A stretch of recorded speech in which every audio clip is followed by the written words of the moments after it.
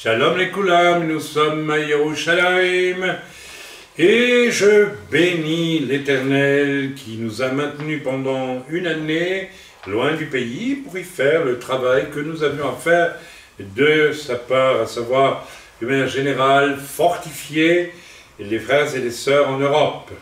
Et le sœur a fortifié. Et donc, voilà, lorsque le sœur m'a montré, il y a déjà 1 mois et demi d'ici, que le temps était venu de rentrer pour un travail très particulier, que je ne vais pas détailler, je n'ai pas le temps aujourd'hui, mais qui a commencé, à savoir un travail d'évangélisation, un peu partout, dans la rue et un peu partout ailleurs, mais dans une, comment dire, dans une perspective absolument nouvelle. J'en parlerai un de ces jours prochains, je vous en parle un peu, mais je n'ai pas le temps d'en parler ce soir. Nous allons continuer notre lecture et les commentaires du livre de Derek Prince, Qui suis-je dans le miroir de Dieu? C'est extrêmement important. Nous étions donc arrivés, page 11, pour ceux qui ont le petit fascicule avec eux, et je continue tout simplement la lecture. Je remercie Dieu, c'est Derek Prince qui parle, des médecins et de tous ceux qui aident à combattre la maladie, mais le docteur, au-dessus de tous les docteurs, c'est le Créateur. Considérez maintenant ce qu'implique la scène suivante. L'esprit venu d'en haut et la terre tirée d'en bas. L'esprit vient d'en haut et la terre, savoir nous, qui sommes formés de la terre, de la poussière humide, nous l'avons vu avec Derek Prince la semaine dernière, ce sont deux choses, l'une vient du haut, l'autre sort du bas. Amen. En se rencontrant, ces deux choses, elles ont créé ce qui n'avait jamais existé auparavant, une âme vivante. Nous avons vu ça la semaine dernière, donc je ne vais pas revenir dessus, et je vous demande de réécouter peut-être à fond ce qui a été dit là-dessus la semaine dernière.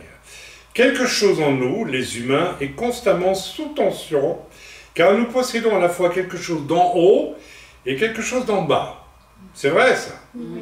Nous sentons cette tension. Oui. Nous sommes, ça me fait penser au fameux poème de Charles Baudelaire sur le cormorant, hein, les cormorants qui s'abattent, nous dit Charles Baudelaire, sur le sol des navires, des voiliers, et qui n'arrivent plus à s'envoler. C'est un animal qui est pour le ciel et qui est cloué au sol. Eh bien, nous ressentons ça aussi. Si du moins nous avons quelque aspiration vers le haut dans nos vies, j'espère que vous en avez eu, que vous en avez encore, d'autant plus aujourd'hui, et vous sentez quand même que tout ce qui est de la terre, n'est-ce pas, vous attire vers le bas, n'est-ce pas? D'une façon ou d'une autre. J'espère que vous n'y êtes pas la chose parce qu'elle est évidente. Amen. Donc c'est tout. Les dames ou les messieurs vont en rue, ils voient les magasins, on regarde, etc. Ah ben, directement se dire, ah ben ça, ah ben si je pouvais, j'achèterais. Voilà. Bon, c'est pas un péché, hein, c'est comme ça. Mais voilà, c'est le bas. Hein. Je vois Chantal qui sourit et qui rit, parce qu'elle se sent concernée, mais c'est normal, c'est pas normal. C'est tout ce qui est de l'ordre du terrestre. On continue. Voilà. N'avez-vous jamais expérimenté cette tension quand une partie de vous aspire à s'élever et qu'une autre vous ramène sur terre? Le nombre de fois on veut prier et puis que, n'est-ce pas, il y a une pensée qui nous a l'esprit, oh ben tu irais bien boire un café là-bas, ou bien tu répondrais bien à ton courrier, etc., avant, etc., etc. Et le diable en joue, bien sûr.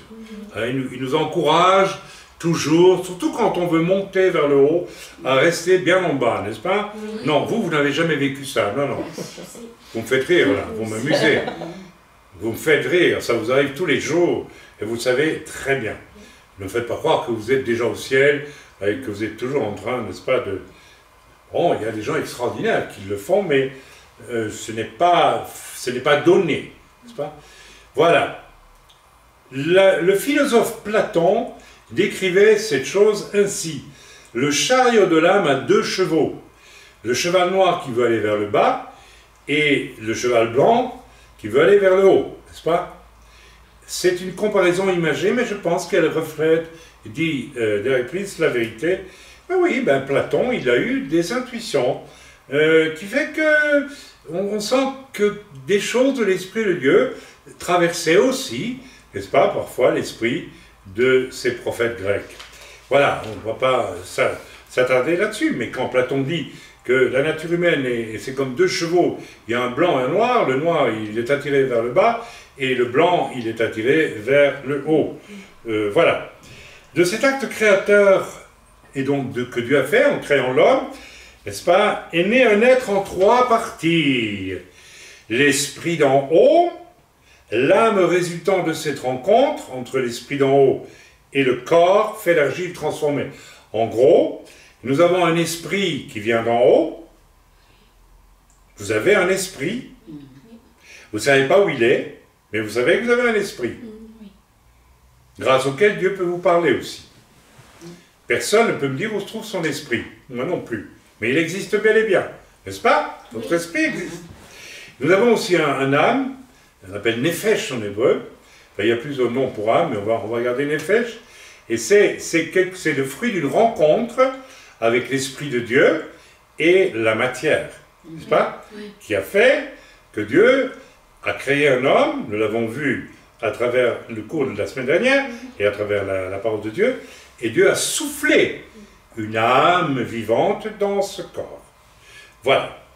Je vais maintenant, dit Eric Prince, aller un peu plus loin avec quelques termes d'hébreu.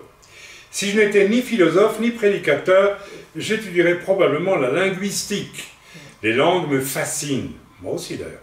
Un proverbe arabe dit que dans tout langage, il y a une personne. Et c'est vrai. Et c'est vrai.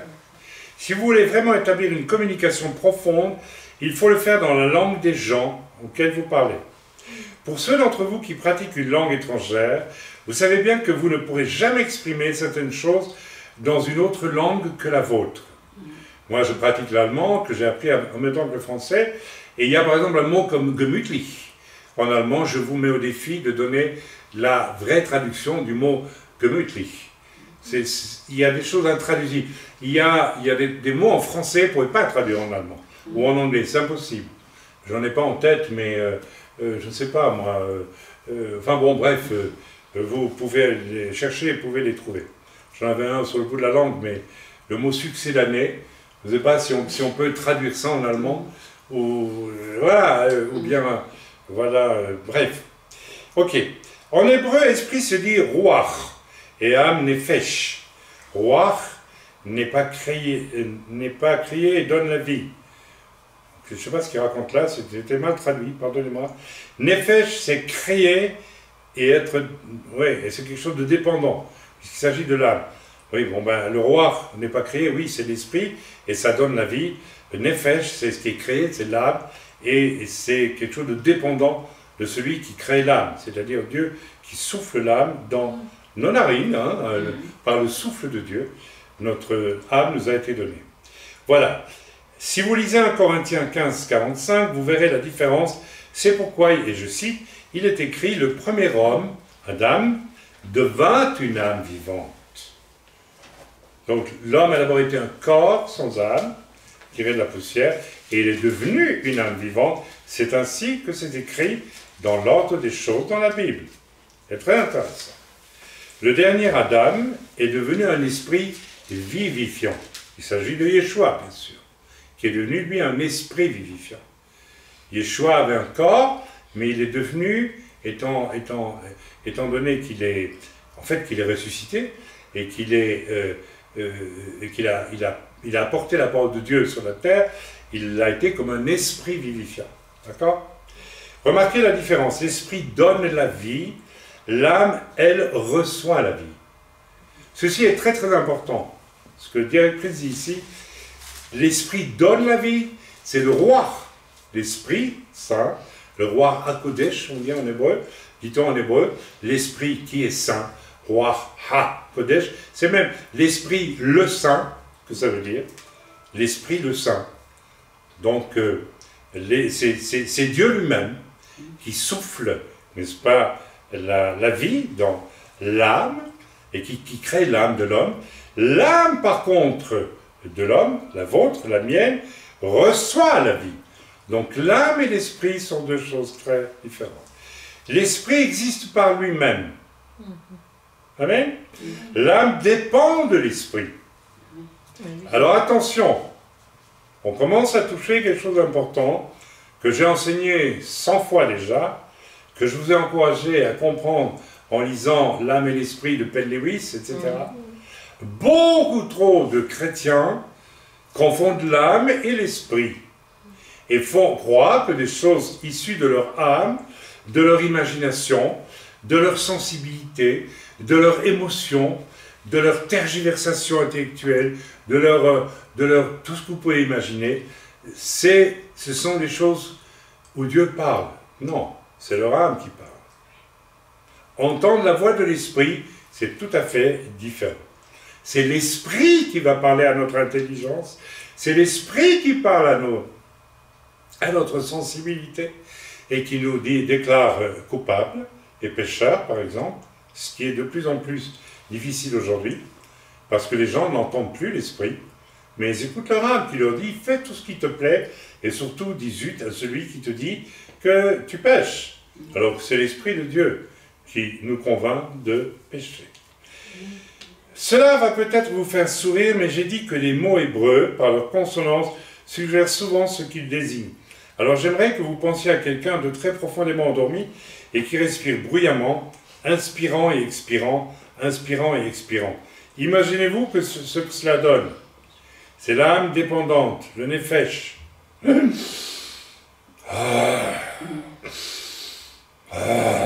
C'est l'âme là qui soupire. Et puis le corps ronfle. Parce que l'âme dort et elle expulse de l'air. C'est par l'esprit, n'est-ce pas? Nous ne ronflons pas par l'esprit. Ça c'est clair. Il faut dire ça un peu grossièrement pour que les gens comprennent ce que c'est que l'âme, ce que c'est que le corps. La ligne essentielle, c'est l'esprit me parle à mon âme et mon corps obéit. L'esprit dit à mon âme, ne regarde pas ce film impur, et ma volonté dit à mon corps, ne touche pas sur le bouton, n'allume pas la télévision. N'est-ce pas? Donc voilà. Ou ne va pas au cinéma, ou ne fais pas ceci, ou ne fais pas ça. Bon, mon corps ne bouge pas. Mais si mon esprit me dit, ne fais pas ça, et que mon âme dit, si je le fais quand même, mon corps suit tout de suite. Mon corps, il est soumis à mon âme. Mais mon âme doit être soumise à l'esprit. Ok. Bien, imaginez-vous que cela donne, c'est l'âme dépendante, nefesh. Mais quand vous dites roach, vous pouvez continuer tant que dure votre respiration. Oui, il dit ici, quand vous prononcez les mots nefesh et roach, quand vous dites en hébreu nefesh, oui, non, oui, bon, je vais pas trop développer ça, c'est un peu secondaire ce qu'il raconte là, je ne veux pas trop perdre mon temps. Examinons rapidement l'histoire tragique de la chute, maintenant on parle d'autre chose, hein, de la chute de l'homme que nous lisons dans Genèse chapitre 3, versets 1 à 6. Je suis certain qu'elle vous est familière. Vous savez, là, Derek Prince, il vous tend un piège. Il dit ce que je vous ai dit avant de commencer le shiur, le cours sur ce livre de Derek Prince.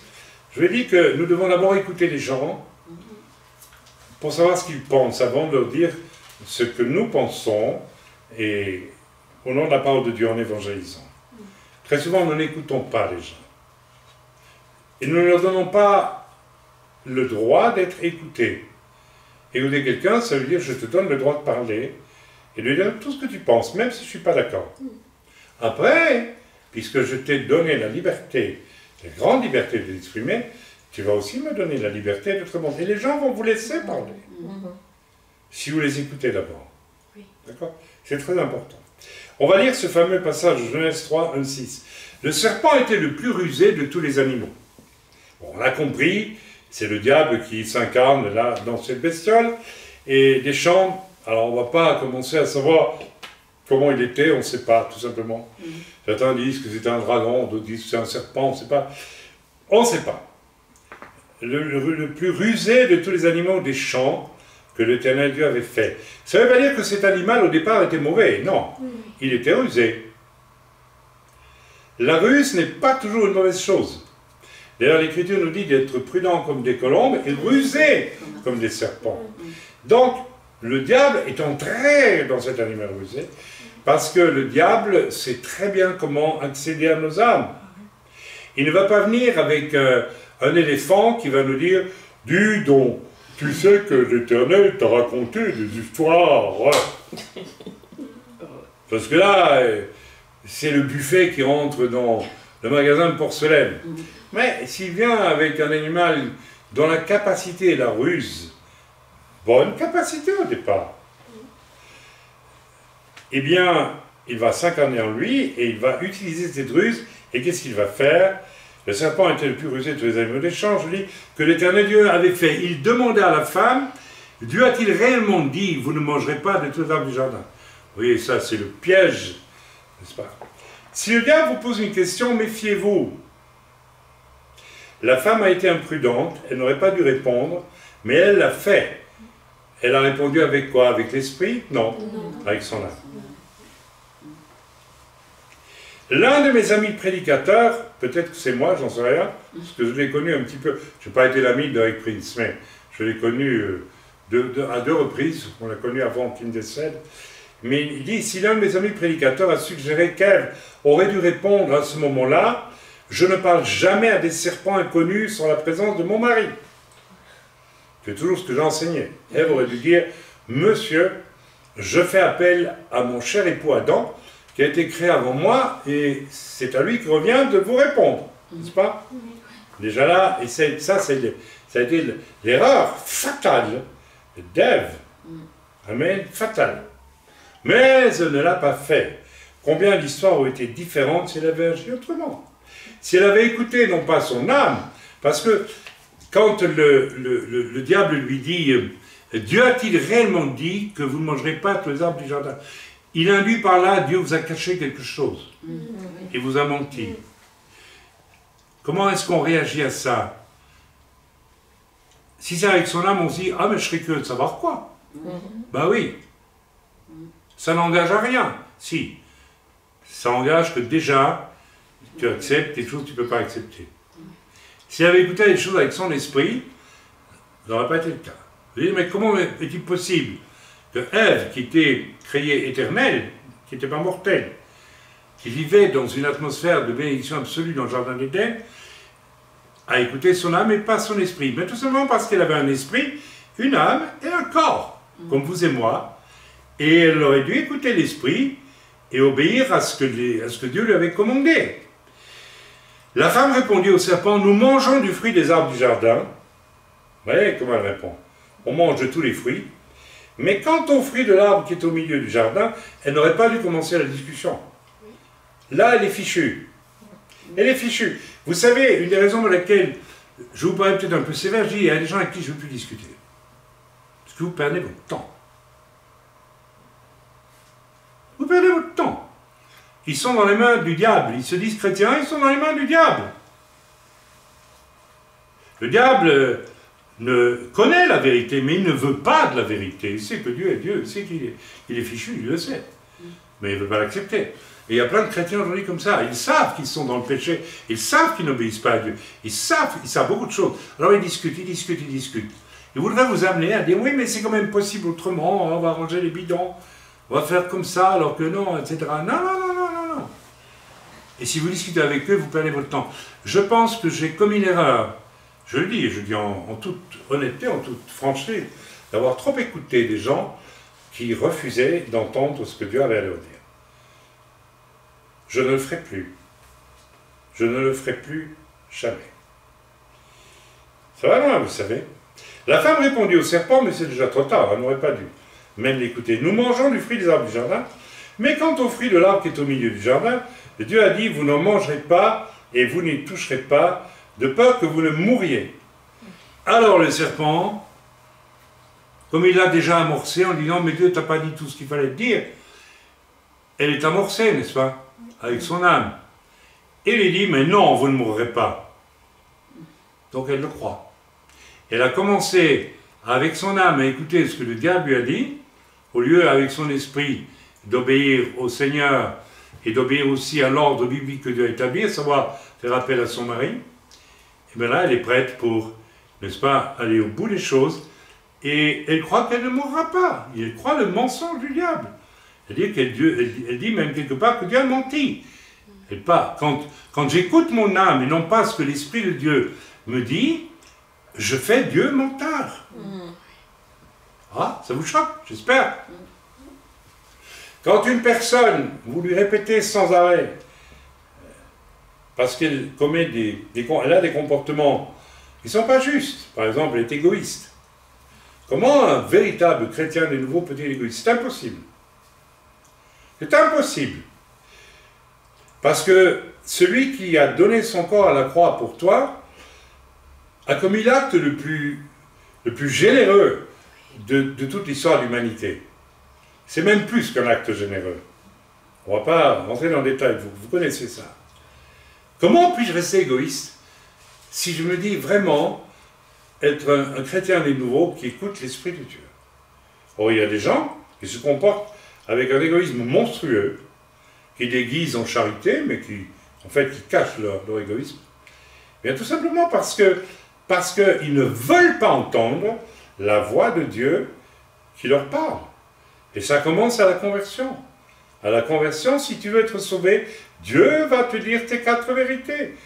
Je vous rappelle combien de fois je l'ai dit à ma conversion, dans le jour après, Dieu m'a dit, tu dois aller demander pardon à un tel, une telle, un tel, tes parents, voilà, tu dois y aller. Tu les as blessés, tu les as, même si tu l'as fait involontairement, c'est facile de dire involontairement, mais tu l'as fait, ok, ça veut dire que l'Esprit de Dieu m'a parlé, j'ai dit Amen, je le fais. Tout ceci est important. Remarquez que la tactique de Satan, je reprends le livre de Derek Prince, n'a pas changé. C'est toujours la même aujourd'hui. Quand Dieu met en lumière mon péché, et que je veux pas qu'il soit vraiment confessé, c'est que le diable est venu mettre dans mon esprit, mais bon, c'est pas si grave que ça, on va pas en faire un fromage, comme on dit en France. Hein. Alors que si, il faut en faire un sacré fromage. Autrement, il n'y a pas de pardon possible. Autrement, on est en rébellion contre Dieu.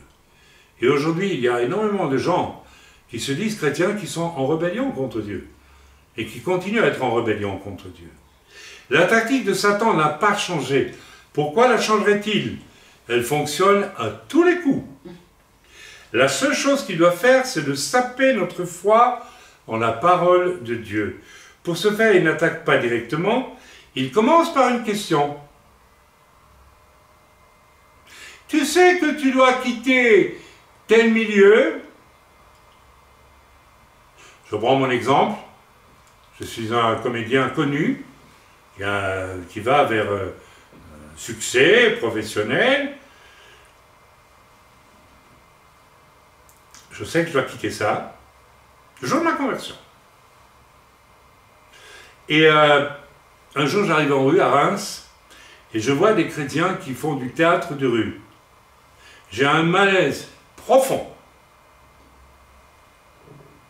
Et l'un d'entre eux va jouer même Satan, parce qu'il joue l'épisode de la chute. J'ai eu un malaise, mais tellement profond.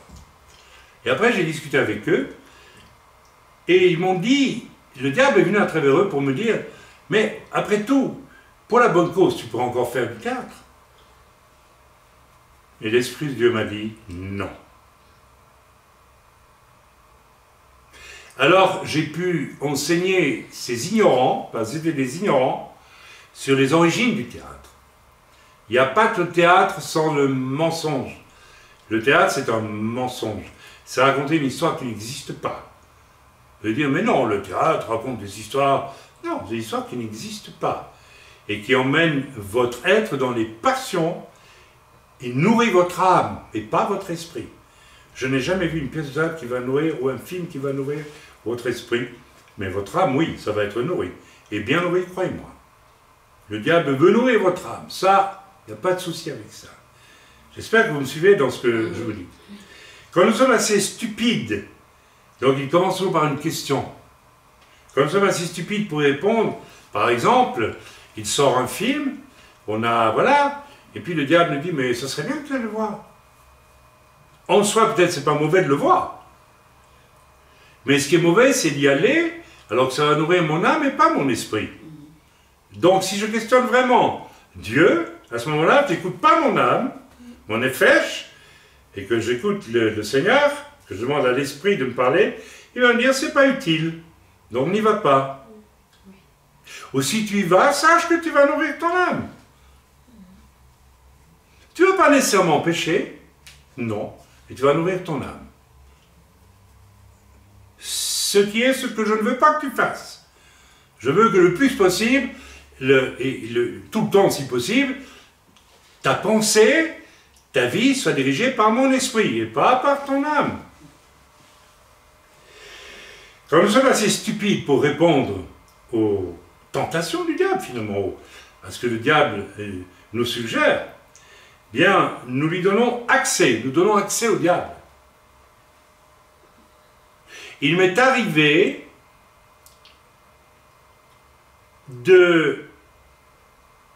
J'étais 2 fois au cinéma depuis que je suis converti. Et quand je suis sorti, j'étais voir des films pas du tout répréhensibles, mais quand je suis sorti de là, j'étais mal. Je crois que je vais donner accès au diable. Je n'ai pas péché, mais j'ai donné accès au diable sur mon âme. J'aimerais que vous compreniez ces choses. C'est tellement important. J'espère que vous saisissez ce que je suis en train de vous dire. Ok? Voilà. Et voici ce qu'il veut faire, le diable. Tout d'abord, nous amener à douter. Ah oui. Oh, c'était quand même pas mal d'aller voir ce film. Bien que quelque part, j'ai un malaise. Peut-être que je n'ai même pas péché une seconde en regardant. Admettons qu'il n'y a même pas eu de scène équivoque, ni rien de tel, quoi qu'aujourd'hui. Il n'y a plus que ça dans tous les films. Apparemment, d'après ce que je réalise, parce que je vois des trucs qui sortent sur un I24 News, etc., etc. Et donc on a vite compris que le contenu n'est pas nécessairement très cachère. Mais donc, il veut nous faire d'abord, nous amener à douter que c'est mal, et ensuite à ne plus croire, et enfin à désobéir. Il y a une lutte entre le cheval noir en nous et le cheval blanc, dont Platon parle. Il y a une difficulté pour nous entre l'attirance vers le bas et l'attirance vers le haut. Nous le savons. Ok. Laissez-moi vous dire que si vous devenez incrédule et que vous ne vous repentez pas, vous désobéissez, c'est absolument certain. Si vous analysez la tactique du diable, elle est toujours la même chaque fois qu'il entre dans votre vie. Je veux dire, mais moi, le diable ne peut pas entrer dans ma vie. Si, il veut rentrer dans ta vie, et il y entre parfois. Il se balade dans ta vie, mais bien sûr qu'il se balade. Bien sûr, il essaye. Mais croyez-moi qu'il se balade bien plus qu'on l'imagine dans la vie de certains chrétiens, de beaucoup même.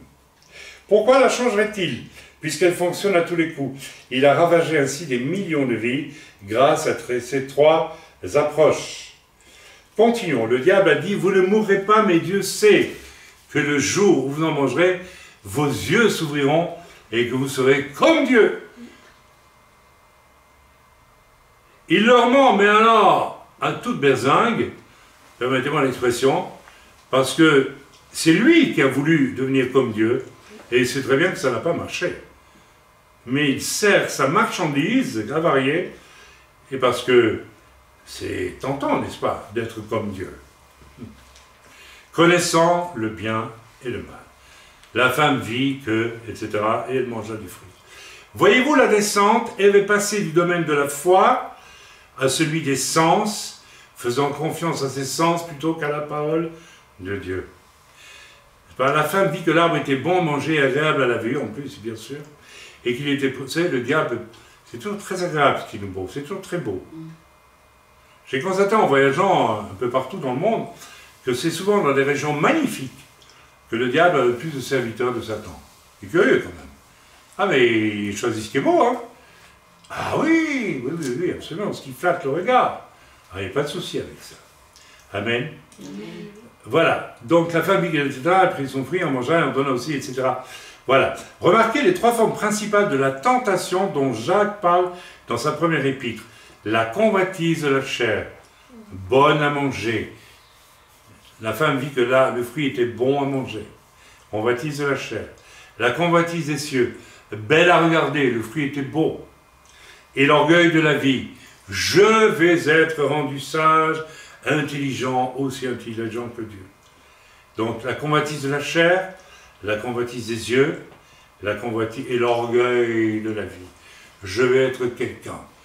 Vous savez, c'est effarant de voir combien cet orgueil de la vie peut être présent dans la vie de nombreux chrétiens qui ne sauront jamais vous dire « Tiens, ça je ne comprends pas, ça je ne sais pas ». L'orgueil de la vie nous pousse à vouloir montrer que nous savons tout, que nous sommes intelligents, que nous sommes formidables. Un jour, dans une rencontre de pasteurs, j'ai entendu le cher, qui vit toujours d'ailleurs, frère Peter Schmidt, le papa, pas le fils. Le papa et le fils sont deux personnes différentes. C'est comme ça, c'est la vie. Et Jean Peter Schmidt, qui était un extraordinaire évangéliste, au contact. Jean n'a jamais été un homme qui a fait les grandes campagnes comme aux États-Unis, il n'a jamais fait ça. Mais il avait un contact quotidien, un peu comme celui que Dieu me donne de vivre d'une manière très spéciale en ce moment ici. Voilà, je ne dirai pas plus. Et Jean avait des fruits, tout simplement. Eh bien, parce qu'il y avait une humilité chez Jean Peter Schmidt extraordinaire. Et j'ai entendu Jean Peter Schmidt devant 300 pasteurs poser la question à Pierre Truchel, qui était vivant à l'époque, et lui demander, Pierre, devant tout le monde, devant les jeunes pasteurs qui étaient là, il était déjà assez âgé, Jean, est-ce que tu peux nous expliquer ce que tu comprends par le péché du Saint-Esprit? Parce que moi, je ne suis pas sûr de comprendre. La grande partie des jeunes pasteurs qui étaient là a éclaté de rire. Parce que eux, ils auraient pu vous expliquer vraiment ce qu'était le péché contre l'esprit. Jean, lui, a eu cette capacité extraordinaire parce qu'il n'avait aucun orgueil de la vie. Il n'avait pas besoin de vouloir paraître. Je suis convaincu que dans la bande de ceux qui ont rigolé, la majorité n'aurait pas su dire ce que voulait dire le péché contre l'esprit. C'est pas facile à trouver. C'est pas facile du tout.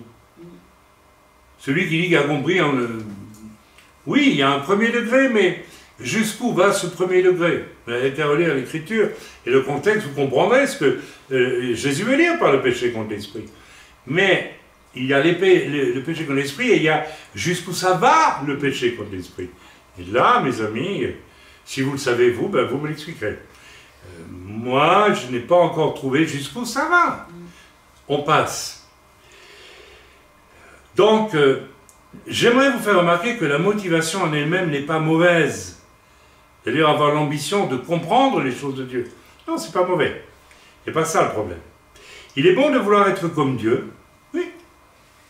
Oui, figurez-vous que c'est bon. Puisqu'il est dit dans l'Épître aux Éphésiens qu'au travers de Yeshua Mashiach, qui nous fait naître de nouveau, nous sommes appelés à devenir à l'image de Christ lui-même. Donc, c'est pas mauvais de vouloir être comme Dieu, mais ça dépend de la motivation, bien sûr. Attention. Dans un cas, si elle est bonne, ça va. Dans l'autre cas, c'est la catastrophe finale. Vous savez, Adolf Hitler révélait Dieu. Staline révélait Dieu. Pol Pot révélait Dieu. Ils se sont pris pour Dieu. Vous savez, François Mitterrand, en France, on l'appelait Dieu à la fin. Et il se prenait presque pour Dieu, mais oui, il y avait cet arrière-plan, ça. Le grand orgueil. Et les lèvres pincées, le visage marmorien. On aurait dit une statue de marbre, Mitterrand. Oui, selon ce que je comprends. Vous voyez ce que je veux dire?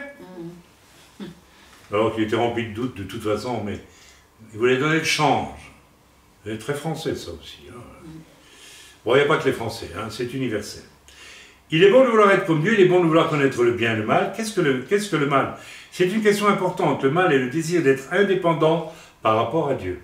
Le mal, c'est le désir d'être indépendant par rapport à Dieu. Je répète, le mal, je trouve que c'est une très bonne définition, c'est le désir d'être autrement que Dieu. D'être différent de Dieu, indépendant par rapport à Dieu. C'est exactement le problème du diable, et c'est le problème qu'il a fait naître dans nos vies à nous, et qu'il essaie d'entretenir dans nos vies à nous. Amen. Le mal est le désir d'être indépendant par rapport à Dieu. Rien ni personne ne sera en fin de compte indépendant de Dieu qui ne le permettra pas. Dieu ne permettra pas que vous soyez indépendant de lui. Il accorde une période de grâce.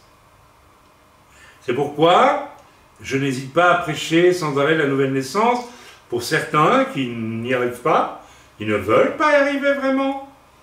Parce que Dieu leur laisse une période de grâce, une période où Dieu est patiente. Mais la patience de Dieu, elle aussi, a une limite. Mais le jour vient où tout ce qui ne lui est pas soumis à Dieu sera banni. C'est-à-dire que si vous résistez à Dieu encore et encore, ce n'est pas la chose en vous qui résiste à Dieu, c'est vous qui résistez à Dieu, vous serez banni. Ne cherchez pas ailleurs la raison pourquoi certaines personnes fréquentent 20 ans l'église et retournent dans le monde un jour. Parce qu'en réalité, ils ont résisté à Dieu pendant 20 ans, alors qu'ils étaient dans l'église, en secret souvent, mais ils ont résisté à Dieu. Mais voilà, il n'y aura plus alors ni place au ciel, ni place sur la terre, mais dans un lieu que Jésus appelle les ténèbres du dehors. Nous devons le réaliser. Ceci est extrêmement important, j'espère que vous comprenez. Si nous arrêtons de faire le mal, cela ne veut pas dire nécessairement que le problème est résolu. Ah, même si on arrête de faire le mal, ce n'est pas pour autant que le problème est résolu. Il y a quelque chose dans chacun des enfants déchus d'Adam, c'est-à-dire vous et moi, qui refuse de dépendre de Dieu. Je bois un peu. Béni sois-tu Seigneur pour cette boisson, merci de la purifier, de la sanctifier. Amen. Je reviens sur cette phrase, elle est très importante. Il y a quelque chose dans chacun d'entre nous, il dit ici les enfants déchus d'Adam, qui refusent de dépendre de Dieu. Si vous niez ça, vous êtes alors vraiment quelqu'un d'égaré. Moi, je peux vous dire qu'il y a en moi quelque chose qui est là, qui voudrait que je ne dépende pas de Dieu. Si je ne le réalise pas, c'est que je suis vraiment égaré. Mais foncièrement, Paul dit lui-même, le bien que je voudrais faire, je n'arrive pas à le faire. Et le mal que je ne veux pas faire, je le fais. C'est Paul qui parle. Il veut dire pour lui qu'il a, même Paul, l'apôtre Paul, il n'y a que Jésus qui n'a pas connu ce problème. Mais tous les humains ont quelque chose en eux qui refuse de dépendre de Dieu. Ah, vous commencez à comprendre la nécessité de ce que la parole de Dieu appelle le brisement de notre nature. Cette nature qui ne veut pas dépendre de Dieu, qui veut dépendre d'elle-même en réalité. Ok? Et je ne suis pas le seul à avoir ce problème, dit Derek Prince. Il le dit lui aussi qu'il a le problème. Nous l'avons tous. Et il dit, soyez honnêtes. Je vous invite ce soir à être honnête. Et ne pas simplement écouter ce message qui est diffusé, mais à reconnaître. Moi, je sais, rien que de dire cela, je réalise à quel point il y a en moi quelque chose. Il y a un homme qui ne veut pas dépendre de Dieu. Et si je ne décide pas de dépendre de Dieu, je vais dépendre de mon âme aussi. J'ai beaucoup de ressources pour dépendre de mon âme. Donc je dois choisir tous les jours, jour et nuit, je dois choisir, je dois prendre des choix. Non Seigneur, toi en premier, je prie. Et quand je me réveille le matin, je me réveille comme un homme qui ne veut pas nécessairement dépendre de Dieu. Vous aussi, ne le niez pas. Je n'ai pas dit que vous péchiez, j'ai dit qu'il y a en vous ce désir de ne pas dépendre de Dieu. De faire votre propre business, votre propre soupe, faire tout ce que vous voulez, votre propre affaire. Hein? Vous savez, nous qui sommes dans le milieu juif et qui sommes juifs, nous savons très bien ce que ça signifie professer, n'est-ce pas, de faire tout ce qu'il faut faire à fond, et en réalité faire son business à soi tout le temps. Vous allez un jour à une bar mitzvah dans une synagogue, vous verrez que le rabbin il est en train de parler avec le parrain du petit qui fait sa bar mitzvah, et là, et puis vous verrez tous les gens qui s'occupent dans la synagogue, ils font la prière, et puis en même temps ils entrecoupent. Ça va chez toi, et ton petit là, ça va mieux, là, et tes affaires, ça marche. Je vous assure, on sourit de ça, on ne devrait pas en sourire. C'est-à-dire qu'on professe servir Dieu, être des bons juifs, mais en réalité, tout ce qui résiste en nous, à Dieu est là, bien présent, et bon Seigneur, écarte-toi 5 minutes, on va causer de nos problèmes. Mais vous savez, quand j'étais gosse, adolescent, jusqu'à l'âge de 15 ans, j'étais à la messe, j'étais élevé catholique, bien que d'origine israélite. Bon, ben passons, c'est pas la chose intéressante dont je veux parler ce soir, mais j'entendais au fond de l'église, n'est-ce pas, les vieux paysans, qu'est-ce qu'ils faisaient? Ils écoutaient le curé qui faisait sa messe là-bas, mais il parlait du prix du cochon, hein. Et il parlait des récoltes qui n'allaient pas bien se tourner, parce que tu comprends. Hein. Et puis avec un bon juron aussi. Ah ben un nom dessus, un bon nom de ça. Et bien on sortait de la messe, tout ça va, on a fait notre devoir. On a été à la messe, on est content là. On est bien là. Dieu nous aime. Tu parles que Dieu t'aime? Oui, il t'aime vraiment. Il t'aime vraiment, vraiment beaucoup. Et il est très patient avec toi.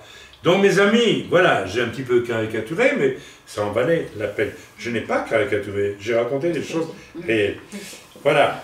Quand je suis confronté à un problème, dit Derek Prince, bien qu'étant chrétien depuis plus de 50 ans, ma réaction instinctive est de chercher ce que je vais faire moi. Vous êtes malade. La première action, vous allez chez monsieur le docteur. Et après, vous venez au culte et vous demandez à Chaim de prier pour vous. Allez, vous l'avez fait 100 fois, n'est-ce pas? Mais bien sûr, grâce à Dieu, dit Derek Prince, je suis arrivé au point maintenant où je suis généralement assez sensé pour dire « Seigneur, que dois-je faire ?» En toutes circonstances, nous devons toujours commencer par demander à Dieu. Que dois-je faire? Je me convertis, je continue à faire du théâtre ou aller à l'Académie des Beaux-Arts, c'était pour mon épouse. Que dois-je faire? Sors de là, tchac, c'est fini, terminé. Que dois-je faire? Je dois changer de profession, parce que je vis dans un milieu pas très propre. Que dois-je faire? Si Dieu te dit de rester, reste. Si Dieu te dit de partir, pars. Mais il faut demander à Dieu, que dois-je faire? Et très souvent, nous y allons avec nos propres solutions. Derek Prince dit lui-même, il l'a fait. Mais il a appris à être sage et à être intelligent, finalement. Amen? Amen. Si vous êtes prêt à accepter le mot-clé de ce quelque chose en Adam et ses descendants, c'est-à-dire vous et moi, c'est rebelle. Il y a un rebelle en chacun de nous. Je peux vous dire que rien qu'en le disant, je m'accuse moi-même, mais je suis un rebelle. Bien plus profond, qui a appris à obéir à Dieu, mais ma nature profonde est une nature de rebelle. J'ai dû prendre conscience à quel point j'étais un rebelle, et j'étais fier de l'être, figurez-vous. Dans la ville où je vivais en Belgique, j'étais fier d'être un rebelle, il fallait que ça se sache. Quel orgueil! Il est intéressant de noter que lorsque Paul parle du vieil homme, il ne parle jamais du vieil homme juif, du vieil homme païen ou du vieil homme catholique ou protestant ou tout ce que vous voulez. C'est le même vieil homme pour nous tous.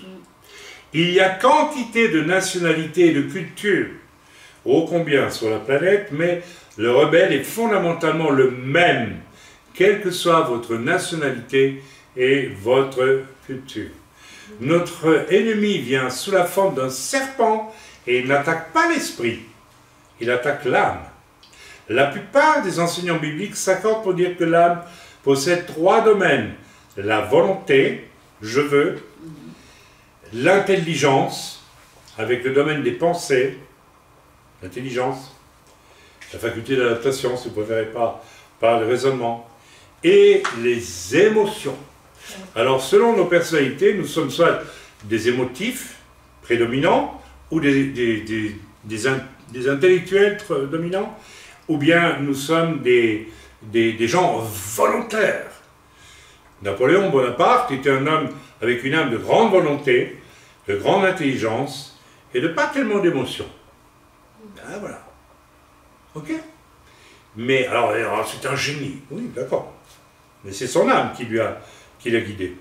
Ce n'est pas du tout l'Esprit de Dieu. Je prends Napoléon comme exemple, je pourrais prendre n'importe qui. Vous, tous, moi, n'importe qui, qu'importe. Voilà, 3 domaines. Selon moi, toute lutte importante, tout problème dans la vie chrétienne se joue sur le champ de bataille de l'âme.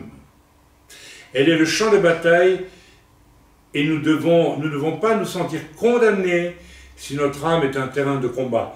J'aime bien cette phrase. Nous ne devons pas nous sentir condamnés si notre âme est un lieu de combat. La mienne est un lieu de combat. et le sera jusqu'au dernier jour de ma vie, la vôtre aussi. Oui. Dieu ne nous condamne pas pour ça. Dieu nous dit, comme il a dit à Caïn, rappelez-vous, qu'est-ce que Dieu a dit à Caïn? Le péché se couche à ta porte, c'est-à-dire il vient vers ton âme. Toi, domine sur lui. Comment devait-il dominer sur lui? En écoutant ce que l'Esprit de Dieu lui disait à son esprit. Il n'a pas voulu. Il est resté dans son âme. Ok, ça a mal fini pour lui. On connaît la suite. Et ça a mal fini pour lui, toute l'humanité, parce qu'il a engendré, au fond, les ingrédients nécessaires pour l'apparition de l'Antéchrist. Dès la chute, c'était donné. Vous n'avez qu'à lire la suite de l'histoire de Caïn dans la Bible et vous comprendrez très vite. Voilà, tout saint de Dieu a connu des combats similaires. Tous. C'est simplement le résultat de la chute. Alors ne vous culpabilisez pas et n'imaginez pas être quelqu'un d'abominable. Souvenez-vous que vous devez reconnaître les pièges du diable et apprendre comment les déjouer. Satan contourne l'esprit, prenant toujours le chemin illégitime vers votre âme. Au lieu d'aller vers le mari, c'est à la femme qu'il s'est adressé. Je ne vais pas entrer dans les détails des qualifications spirituelles données à Dieu, à l'homme, et de celles données à la femme. Et Dieu a donné à l'homme l'autorité d'enseigner, et il a donné à la femme non pas l'autorité, mais la capacité d'aimer profondément et d'aider son mari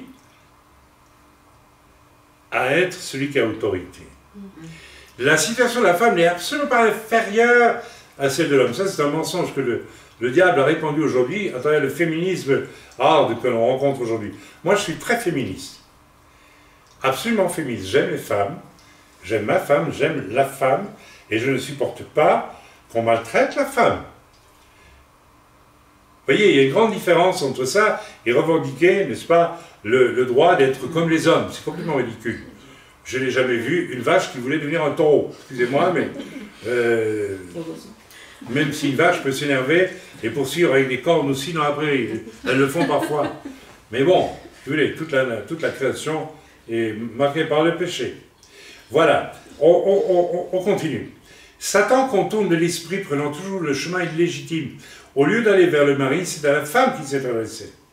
Parce que c'est vrai que la femme était plus influençable aussi. Donc la femme aurait dû plus sentimentale. Et c'est pas une tare, c'est une belle réalité. Je me rappelle de ma mère qui avait un cœur d'or, et mon père qui n'avait pas ce même cœur d'or, mais il avait aussi des qualités d'homme qui n'étaient pas nécessaires d'être comme les qualités de ma mère. Enfin, on se comprend. Bien, donc si la femme avait écouté l'esprit et pas son âme, n'est-ce pas, elle n'aurait pas laissé son âme être appâtée par le discours du diable. Quand l'âme répond, quelque chose se passe. Satan a réussi car il a coupé notre ligne directe avec Dieu. Lorsque Satan parle à notre âme et que nous répondons, la ligne directe avec Dieu par l'esprit est coupée. Elle est coupée. Nous entrons en rébellion. Même si nous ne péchons pas à ce moment-là, dans des actes, nous entrons dans un état dangereux de rébellion, que nous le veuillons ou non. J'espère que vous me suivez. Oui. Satan réussit car il a coupé notre ligne directe avec Dieu, notre contact avec Dieu est rompu. C'est l'essence même de la chute. Exactement ce qui s'est passé à la chute. Satan est arrivé à couper la ligne directe via l'esprit, notre esprit avec l'esprit de Dieu à la chute. Chaque fois que le diable s'adresse à votre âme, eh bien, d'ailleurs, vous le savez, certains, vous êtes venu soi-disant au Seigneur, et puis le diable s'est adressé à votre âme. Hein? Vous vous rappelez, certains? Et puis il a fallu que vous renonciez à cela, et que vous naissiez de nouveau, n'est-ce pas? Voyons rapidement les résultats de la chute dans 3 domaines. Selon moi, l'esprit est mort. L'esprit d'Électrésie, l'esprit est mort. Je n'irai pas jusque-là. Je dis que l'esprit a été mis en jachère. a été mis de côté. Je ne crois pas que l'esprit que Dieu nous a donné puisse mourir, je ne crois pas ça. Mais je comprends ce qu'il veut dire. L'esprit est mort, c'est-à-dire qu'il n'était plus en position d'autorité, il n'était plus là pour diriger, donc il était comme mort. Ayant été coupé de la seule source de vie qui est l'Éternel, le Dieu Tout-Puissant. Si vous lisez Genèse 2, 17b, car le jour où tu en mangeras, tu mourras certainement. Là, je pense que Dieu s'adresse à l'homme et à la femme, dire si tu touches à cet arbre, tu mourras certainement. Il parle de la mort physique. Je ne pense pas qu'il parle de la mort de l'esprit, mais je comprends ce que Derek Prince veut dire, ton esprit est mort. Pourtant, alors, il va nous dire, Adam a vécu physiquement 900 ans, mais spirituellement, il est mort au moment où il a désobéi à Dieu. Son esprit a été coupé de Dieu. Il y a du vrai, l'esprit de Dieu, notre esprit est coupé de l'esprit de Dieu, ça oui. Séparé, je dirais. Mais mort, je ne dirais pas jusqu'à dire ça, mais je comprends ce qu'il veut dire. Après cela, il s'est retrouvé comme un appareil électrique déconnecté de la batterie et qui continuerait de fonctionner tout en se déchargeant. Je comprends ce qu'il veut dire. Dans Éphésiens 2, verset 1er, Paul dit « Vous étiez morts par vos offenses et par vos péchés. » Vous étiez morts. C'est vrai que on peut considérer que notre esprit est comme mis en jachère, comme rendu mort, bien que toujours là. Ça, je le crois. Mais voilà. Mais en tout cas, non pas mort physiquement, mais spirituellement. Parce que coupé de Dieu à cause de nos offenses et de nos péchés. Mais je suis désolé, la promesse était quand même tu mourras physiquement. Hein. Bon. Dans Éphésiens 4, 18, en parlant des païens et de leur condition d'hommes non régénérés, il déclare ils ont l'intelligence obscurcie. L'esprit est obscurci, l'intelligence. Ici, il ne parle pas de l'intelligence qui sort de l'âme. Il parle de l'intelligence de l'âme, mais aussi de l'intelligence que donne l'esprit. N'est-ce pas? Absolument. Ils sont étrangers à la vie de Dieu à cause de l'ignorance qui est en eux. Nous sommes donc aliénés, coupés de la vie de Dieu par notre désobéissance, par notre rébellion. Chaque fois que le diable s'adresse à notre âme, et il dit alors, c'est alors que l'âme devient un rebelle perdu. Et c'est ce que nous sommes tous, des rebelles paumés, si vous préférez. Nous étions tous égarés, ne sachant comment aller, ni où aller, dit l'Écriture. Nous connaissons tous ce passage. L'âme, nous y reviendrons dans le prochain chapitre, établit la décision qui est la vôtre. C'est l'âme qui déclare « je ferai » ou « je ne ferai pas ». Et c'est l'âme qui est sauvée. Elle dit « je vais recevoir Jésus » et le salut suit. Mais si elle s'écrie « ne me donne pas de cela », alors elle est perdue. Alors tout être humain sans Christ est un rebelle perdu, errant sans but, ne connaissant pas son véritable rôle dans la vie. Ça, c'est fondamental et c'est vrai. Ma grande question, mon angoisse métaphysique, avant de connaître le Seigneur, c'est qu'est-ce que je fiche sur cette terre? Je ne sais pas ce que je fiche ici. Je ne sais pas quelle est l'équation, quel est le lieu et la formule. J'avais lu dans un poème de Rimbaud, n'est-ce pas, qu'il cherchait le lieu et la formule. Le lieu de ma vie, où dois-je être? Et la formule, qu'est-ce que je suis censé faire sur cette terre? Moi, je l'ignorais complètement parce que j'étais un rebelle et parce que mon esprit était séparé de l'Esprit de Dieu. Obscurci. C'est tellement important. Voilà. Je continue, ne me donne pas de ça. Alors, tout être humain sans Christ est un... Alors, sans Christ, oui, de toute façon. Mais attention, beaucoup disent, j'ai accepté Jésus, mais ils l'ont accepté en apparence. Mais ils ne sont pas passés par la destruction du rebelle en eux. Déjà, ils n'ont pas découvert ou ils n'acceptent pas, même par orgueil, qu'ils sont rebelles foncièrement. Parce qu'il faut de l'humilité pour découvrir et accepter que je suis foncièrement rebelle. Vous savez, rien que le dire, je vous dis honnêtement, Dieu me convainc que je suis un grand rebelle, à la base. Un très, très, très grand. Un très grand rebelle. J'ai appris aussi à ne plus écouter mon âme. Et donc, cette rébellion, elle est toujours là, quelque part, elle peut toujours revenir, mais elle ne vient plus. D'accord? Voilà.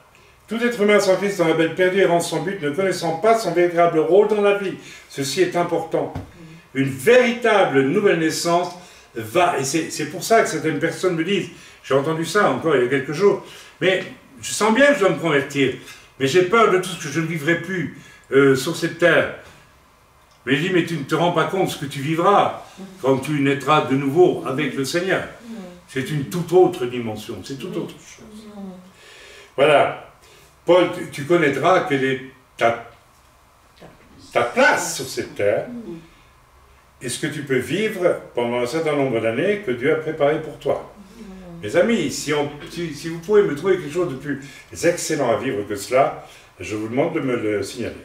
Moi, personnellement, ce qui m'a le plus plu dans la rencontre avec le Seigneur, c'est que soudain, j'ai compris qui j'étais pour le Seigneur, ce que Dieu attendait de moi. Et je vis comme ça depuis 41 ans maintenant. Et je ne regrette absolument pas. Avec des difficultés, parfois, des tentations de laisser l'âme reprendre. Cette tentation est toujours là. Elle est chez vous aussi. Mais je ne peux pas me plaindre du bonheur excellent que j'ai connu à accomplir les desseins que Dieu avait pour moi. Ok? Paul dit en Éphésiens 2, 2, 3, à propos des offenses et des péchés, dans lesquels vous marchiez autrefois selon le train de ce monde, qui lui n'écoute que son âme, selon le prince de la puissance de l'air, c'est-à-dire le diable, Satan, qui excite les humains à suivre les désirs de leur âme, les passions, appelez ça comme vous voulez, de l'esprit qui agit maintenant dans les fils de la rébellion, c'est-à-dire toute l'humanité. Quel est l'esprit qui œuvre dans les fils de la rébellion? Voyez-vous maintenant comment il agit? Dit Derek Prince, et je vous pose la question aussi. Il œuvre en tant qu'esprit dans le domaine de l'âme. Nous tous, nous étions aussi de leur nombre, dit l'Écriture. Il n'y a pas d'exception. Juifs ou païens, catholiques ou protestants, ça ne fait pas de différence. Nous sommes tous dans le même bateau de la rébellion foncière. Accomplissant, je continue à lire l'Écriture, les volontés de la chair, c'est-à-dire de mon âme, ses désirs, et de nos pensées. Vous n'avez jamais vérifié le conflit terrible entre les désirs de votre âme et ce que l'Esprit de Dieu, lui, vous dit? Ben, si vous n'avez jamais expérimenté ça, alors vous êtes soit tellement mauvais que vous en rendez même plus compte, ou alors vous êtes déjà au ciel, n'est-ce pas? Et nous étions par nature des enfants de colère, comme les autres. De colère, la colère de Dieu, qui est sur nous, mais de colère nous-mêmes. Une personne m'a dit il y a quelques jours, il y a quelques semaines, c'est incroyable, je sais que je suis pas bonne, je suis pas bon, je suis mauvais. Personne m'a dit ça. Et j'ai de la colère. Vous voyez, elle avait de la colère. Elle râlait à la fois contre elle-même et peut-être contre Dieu en réalité, de ne pas être capable de soumettre son âme à l'Esprit de Dieu et à reconnaître qu'elle était pécheresse et perdue. Vous voyez, elle avait de la colère. Elle m'a dit, j'ai de la colère en moi, parce que j'y arrive pas. En fait, tu ne vas pas y arriver toi-même puisque ton âme refuse. Ok. Pourquoi étions-nous des enfants de colère? Parce que nous étions des fils de la rébellion. Mes amis, c'est un fait que le véritable enfant de Dieu, n'est-ce pas, ne vit plus avec colère. Je peux croire qu'il m'a fallu un temps pour que ce rebelle qui était en moi, malgré ma conversion, puisse finalement vraiment être mis à mort, parce que j'ai vérifié que parfois, la colère était là. Et c'était quoi cette colère? Mais je râle de ce que tu ne marches pas, au fond, comme je crois que tu devrais marcher. De quel droit tu pouvais dire ça à quelqu'un? De quel droit vous pouvez dire ça à quelqu'un? Amen, c'est l'orgueil. Et nous avons tous peut-être... écoutez, quel est le chrétien qui ne s'est pas disputé avec un autre chrétien pour des queues de cerises parfois? Nous avons de la colère en nous, nous avons de la rébellion en nous. Et nous n'avons dès lors pas cette capacité à être doux de cœur. C'est tellement important. Eu égard à votre vie passée du vieil homme qui se corrompt par les convoitises trompeuses. Le mot-clé pour décrire la nature physique de l'homme déchu est corrompus. Nous sommes des êtres corrompus. Je regarde mes feuilles pour voir combien de feuilles j'ai lues jusqu'à présent, pour savoir où on en est. Bon, on a fait déjà pas mal, hein, ce soir, non? N'est-ce pas? Alors, nous allons bientôt cesser pour ce soir. Le mot-clé pour décrire la nature physique de l'homme déchu est qu'il est corrompu, sujet à la corruption, à la pourriture, qui se terminera par la mort physique et la pourriture du corps. Bien que la version anglaise soit les convoitises trompeuses, le grec dit les convoitises de la tromperie. Tout ce qui s'adresse à notre âme deviennent des convoitises selon la tromperie. Le diable nous trompe. Nous devons absolument intégrer cette chose très importante. Nous ne devons pas l'intégrer, nous devons la reconnaître en nous. Le diable s'adresse à notre âme en nous trompant. Je connais une déception.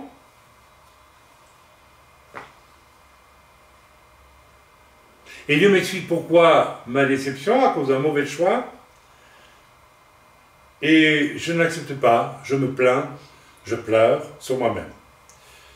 Et le diable me dit, tu vois, tu as raté quelque chose. J'ai entendu une fois un chrétien me dire, après avoir péché pour la xème fois, et oui, c'est malheureusement, ça peut être assez courant. Et le chrétien me dit, ça y est, j'ai encore raté le coche. J'ai encore raté le coche. Mais non, tu as laissé le diable parler à ton âme et tu as agi selon la convoitise que le diable t'a proposée. C'est toi qui n'as pas... C'est pas que tu as raté le coche, tu n'as pas raté le coche. Tu n'as pas encore compris comment on fait pour résister, n'est-ce pas, aux ruses du diable qui va s'adresser à ton âme, mais jamais à ton esprit. Jamais. Comment a-t-il donc provoqué notre chute? Il l'a fait en nous trompant. Mes amis, il faut intégrer ça très clairement.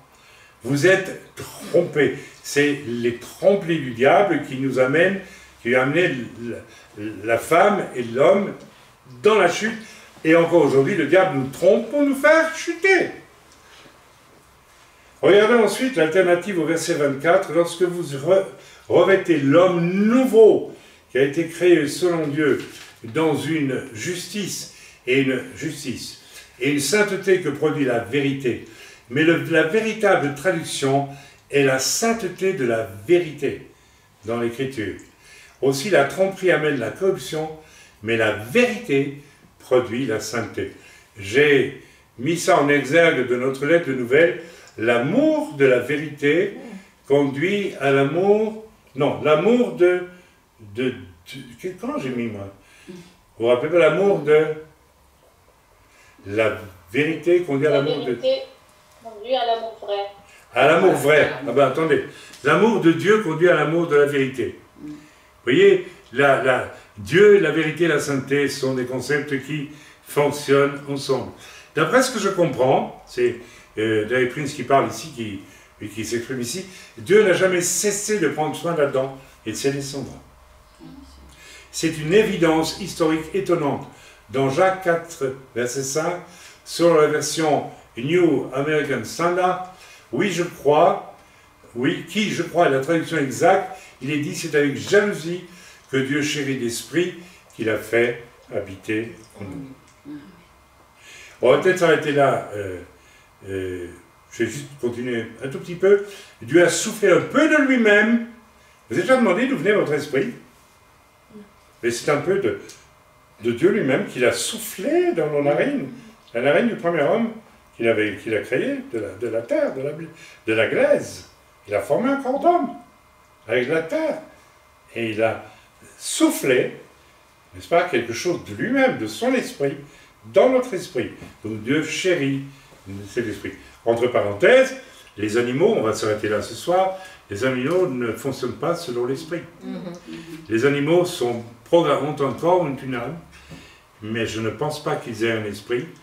Ils n'ont pas un esprit, ils sont programmés par Dieu et ils marchent dans le programme que Dieu leur a donné. Ils n'ont pas le libre choix. Et c'est pourquoi ils nous sont soumis d'ailleurs. C'est pourquoi Dieu a dit, tu domineras sur la création, parce que la création n'a pas la liberté du choix comme nous. Non. C'est une vaste question. Hein. Le loup qui dévore des agneaux fait-il le mal? Non. Il fait peut-être le mal, mais pour lui, ce n'est pas le mal. Je ne vais pas rentrer dans ce débat-là ce soir, mais l'animal, et c'est le poète Rainer Maria Rilke qui disait « Les animaux sont purs parce ils ont un programme et ils le feront jusqu'au bout, jusqu'à la mort. » Nous n'avons pas un programme, nous avons un projet de Dieu sur nos vies, et nous pouvons l'accepter ou le refuser. L'animal n'a pas ce choix. Amen. Je m'arrête là ce soir. Est-ce que vous avez capté 2-3 choses qui vous parlent ou bien ne vous parlent pas du tout? En tout cas, la semaine prochaine, on continuera avec la suite. Moi, j'ai besoin de votre avis parce que je veux savoir si les gens qui écoutent ça vont le trouver, parce qu'il y a la façon de le donner aussi. Moi, je ne suis qu'un pauvre homme. En tout cas, j'ai compris une chose aujourd'hui, de façon très profonde. J'ai réalisé aujourd'hui, plus que jamais, à quel point je suis un grand rebelle par nature. J'espère que vous le réalisez aussi. Oui. Oui. Mais ça ne veut pas dire pour ça que Dieu nous condamne. Dieu nous dit, mais tu peux sortir de là. C'est tout le challenge d'une conversion, en fait. C'est quitter l'être, la femme, l'homme de rébellion, et rentrer dans cet être réconcilié à Dieu, esprit avec esprit, avec un esprit qui va dominer l'âme et qui va dominer le corps, elle, l'âme. Amen. D'ailleurs, c'est très intéressant de voir, je veux dire quelque chose qui va, ne le prenez pas comme une vantardise, mais j'étais dans l'avion en venant et Dieu me disait, avec son esprit, il parlait à mon âme, et disait, quand tu vas aller aux toilettes, marche calmement et avec dignité. Sans faire le malin. Hein. Et j'ai dit, Amen, je le fais. Il y a mille manières de marcher. Et j'ai marché calmement et avec dignité. J'ai fait tout le couloir de l'avion, une bonne partie, en tout cas la moitié. Et il y avait un rabbin qui était avant moi pour aller aux toilettes. Et il m'a vu arriver. Et quand je me suis mis à 1 mètre de lui, il n'a pas arrêté de me regarder. Pourquoi? Pourquoi? Et à un moment donné, il était à la toilette, il est sorti, et puis avant que je n'y aille moi-même, il m'a parlé, non avant d'y aller, et il m'a demandé, vous habitez mais je sentais qu'il était attiré par quelque chose, un calme, une paix profonde, qui se marquait dans toute l'attitude du corps, dans ma présence. Ça ne veut pas dire que je suis quelqu'un d'extraordinaire, non, simplement. L'Esprit de Dieu m'a dit, demande à ton corps, par ton âme, maîtrisée, de m'obéir, de marcher lentement et dignement pour aller à la toilette. Je l'ai fait. Et cet homme, ce rabbin, m'a regardé intrigué. Je voyais qu'il me regardait de dire, mais il n'a pas de kippa, mais qu'est-ce qu'il a l'air... Vous voyez. Bon voilà, je voulais terminer sur ce petit témoignage. Mes amis, lorsque nous allons peu à peu apprendre à laisser l'Esprit de Dieu prendre les rênes de notre vie, dans notre comportement lui-même, les gens verront le Seigneur à un moment donné. Il n'y a pas besoin d'avoir des longs cheveux, des boucles et le visage de Yeshua pour paraître Yeshua. Mais je n'oublierai jamais le témoignage de mon premier pasteur qui me disait qu'en Angleterre, venait à l'église un chrétien et tout le monde l'appelait Jésus. Parce que quand il rentrait dans l'église, c'est Jésus qui rentrait. Cet homme avait appris la maîtrise totale de son âme et de son corps. L'Esprit dirigeait sa vie. Il y avait une bonté, une douceur, quelque chose de Jésus qui rentrait avec lui. À tel point, il disait, mais ça, il est Jésus. Bon, il n'est pas Jésus, d'accord, on a compris. Il faut mieux préciser, parce qu'il y a toutes sortes de gens un peu nerveux qui comprennent tout de suite des choses qu'on n'a pas dites. Merci de sourire. Je vous laisse dans le beau nom de Yeshua. Soyons vraiment transformés à l'image de celui qui nous a sauvés. Et ce magnifique code d'Eric Prince nous y conduit largement, je crois. Nous allons le lire complètement jusqu'au bout. Ça nous prendra quelques semaines, mais je vous demande de le suivre attentivement. Vous allez avoir des surprises et des joies extraordinaires à écouter la suite de ce cours, de ce shiur. Ça en vaut la peine. Soyez bénis dans le nom de Yeshua, pas Shabbat Shalom, Erev Tov, là, la Tov, c'est la nuit ici. Et puis, j'ai toujours très difficile à quitter mes frères et sœurs, parce que je les aime, et puis voilà, et puis je pense qu'ils m'aiment aussi, nous nous aimons, ça crée notre unité. Je vous salue, à la semaine prochaine, Shavuot Tov, et soyez bénis tous dans le bon nom de Yeshua. Amen. Amen.